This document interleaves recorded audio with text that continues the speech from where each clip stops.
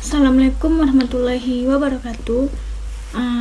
Perkenalkan, nama saya Latifah Afrilia Hanum dari kelas 2A dengan NIM 2448201009. Baiklah, saya akan membacakan materi kimia organik tentang aldehid. Definisi dan struktur.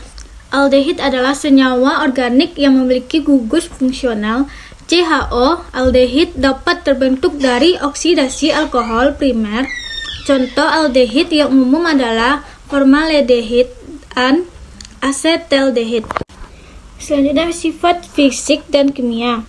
Aldehid biasanya memiliki titik didih yang lebih rendah dibandingkan alkohol dengan berat molekul yang sama.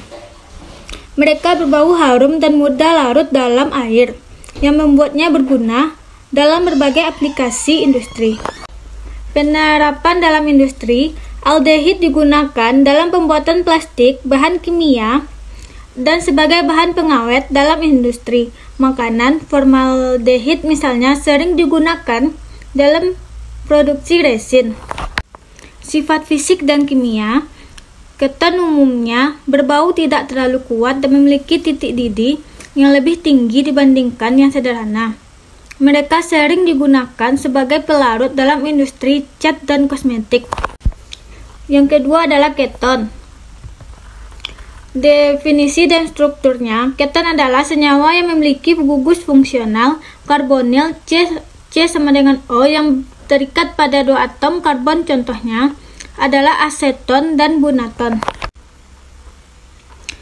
Penerapan adalah sintesis organik. Keton sering digunakan dalam sintesis senyawa organik lainnya, seperti dalam produksi obat-obatan dan bahan kimia industri. Yang ketiga adalah pengelompokan karbohidrat. Karbohidrat dibagi menjadi 3 kategori utama: monosakarida, disakarida, dan polisakarida. Monosakarida adalah unit penyusun terendah seperti glukosa dan fruktosa. Disakarida terdiri dari 2 monosakarida, contohnya sukrosa dan laktosa. Polisakarida adalah rantai panjang dari monosakarida yang terhubung seperti pati dan selulosa. Penggunaan dalam makanan. Karbohidrat sering digunakan sebagai sumber makanan, memberikan rasa manis dan tekstur. Mereka juga berfungsi sebagai pengental dan penstabil dalam produk makanan. Konsumsi karbohidrat yang seimbang penting untuk kesehatan yang optimal. Metabolisme dan fungsi. Karbohidrat merupakan sumber energi utama bagi tubuh. Proses metabolisme karbohidrat meliputi glikolosis dan siklus asam sitrat yang menghasilkan ATP.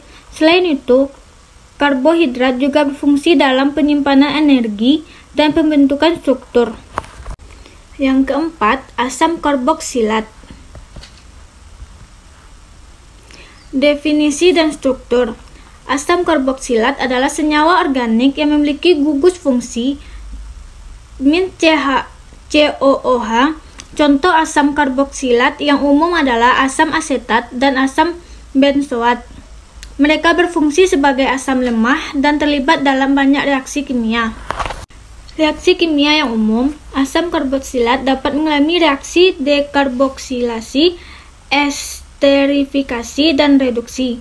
Reaksi-reaksi ini digunakan dalam sintesis senyawa organik dan dalam proses pemrosesan industri.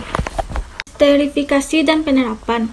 Esterifikasi adalah reaksi pembentukan ester dari asam karboksilat dan alkohol. Proses ini banyak digunakan dalam pembuatan aroma dan wewangian, serta dalam reproduksi biodiesel. Yang kelima, lemak. Struktur dan tipe. Lemak terdiri dari gliserol dan asam lemak. Mereka dapat dibagi menjadi lemak jenuh dan tak jenuh, tergantung pada struktur ikatan karbonnya. Lemak juga berfungsi sebagai cadangan energi dalam tubuh. Penerapan dalam tubuh. Lemak berperan penting dalam menyimpan energi, isolasi termal, dan melindungi organ vital. Selain itu, lemak diperlukan untuk penyerapan vitamin larut lemak dan sintesis hormon.